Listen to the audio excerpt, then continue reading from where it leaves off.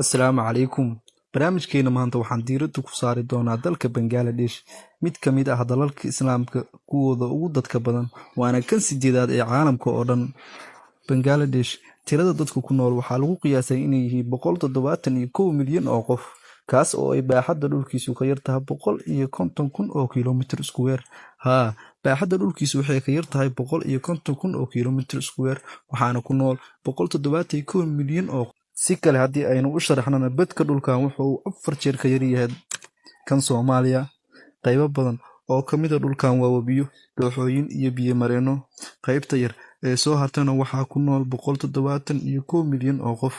Bangladesh waa dalka sideedaad ee ugu ciriirsan xagga cufnaanta, waxaana lagu qiyaasaa in halkii kiiloomitir ay ku soo aadayso dad ka badan 1,300 oo qof. Caasimadda dalka Bangladesh waxaa lagu magacaabaa Dhaka. Magaaladana waxa ay deegaan u tahay ku dhawaad 11 milyan oo qof. Bangladesh waxay xuduud wadaag la tahay dalka India, kaas oo ka xiga galbeedka, waqooyiga iyo bariga. Dhanka koonfur barina waxaa ka xiga dalka Myanmar. Koonfurta waxa uu ka saaran yahay gacanka Bengali.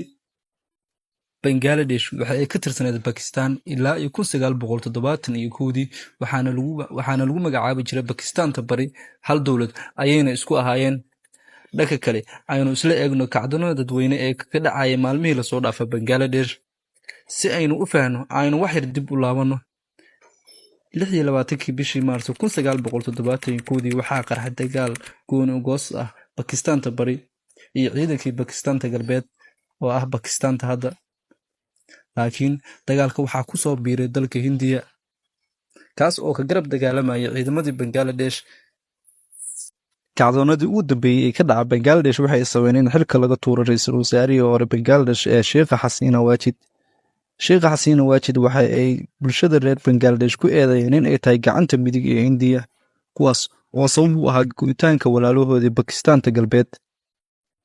Kacdoonka bulshadana waxaa sababay in ay Sheikh Hasina soo saartay qaanuun dhigaya in 30% shaqooyinka xukuumiga ay leeyihiin askartii iyo qaraabadii ka qayb qaatay ka go'istaanka Bakistan. Falalka argagaxa leh ee Sheikh Hasina ee ka geeristay Bangladesh waxaa ka mid ah dilka 11,000 oo arday, kuwaas oo ku banaanbaxaya goobihii ay wax ku baranayeen.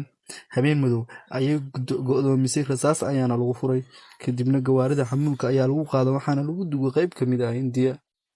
Sheikh Hasina qasriga gurigeeda waxaa ku soo degay helicopter kadib markii dibadbaxayaashu ay afka saareen qasriga ay ku nooleed, waxa ayna u carartay dalka Hindiya.